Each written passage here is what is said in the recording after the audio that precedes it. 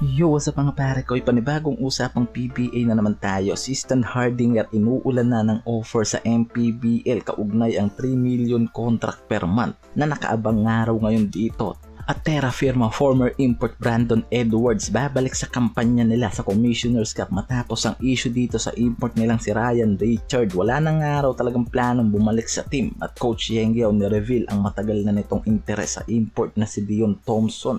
Yan yung mga pag-uusapan natin sa video na ito mga pare ko. Huwag na natin patagalin dito kay Stan Hardinger natin umpisahan after na magretiro nga ito sa PBA. Di nakakapagtaka na maraming liga nga ngayon daw ang nakaabang dito at ayon nga mismo dito sa source ng spin.ph na multiple teams nga sa MPBL ang interesadong kumuha dito kay Stan. So di nakakapagtaka na ulanin na nga ngayon ng offer itong si Stan sa MPBL, lalo't napakagandang background naman talaga ang iniwan nito sa PBA. At ayon nga dito sa spin.ph mismo, itong Family's Brand Sardis ang isa sa team na nagpapakita ng malaking interest dito kay Stan kaugnay ang 3 million salary budget dito kada buwan. Kung tutuusin nga mga pare ko, malaki pa yung nakaabang araw na offer ng MPBL teams dito kay Stan compared sa mga contract nito sa PBA League. So ayon nga dito sa MPBL source na una pa lang daw marami na talagang nakaabang dito kay Stan mula nang mag-retired ito sa Terra Firma Jeep. Kung balak nga raw talaga nito maglaro sa MPBL, paniguradong maraming team nga ang nakaabang dito at naglalakihang offer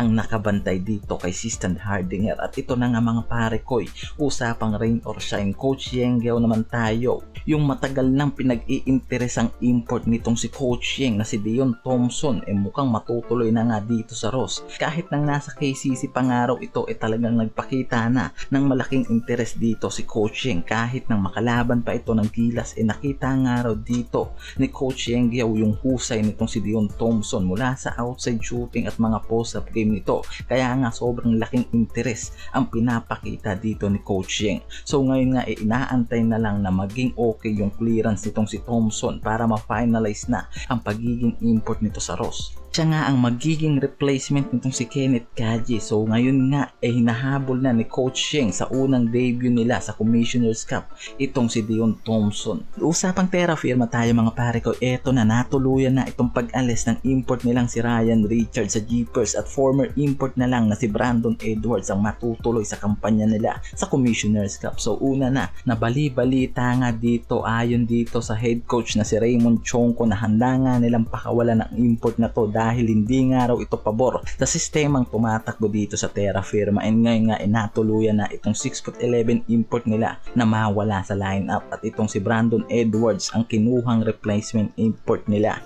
So tuloy pa rin nga ang kampanya ng Terra Firma ngayon sa Commissioner's Cup sa panibago at former import nila na si Brandon Edwards. At itutuloy nga nito ang naputol niyang kampanya last Governor's Cup. And yo, what's up mga pare ko, this is Renown Sports TV and hihingin ko yung sandaling oras mo para sumuporta sa aking channel. Mag-subscribe and like the video, then click the notification bell para maging updated ka sa mga video ko pang ilalabas about sa PBA. Maraming salamat sa inyo mga pare ko.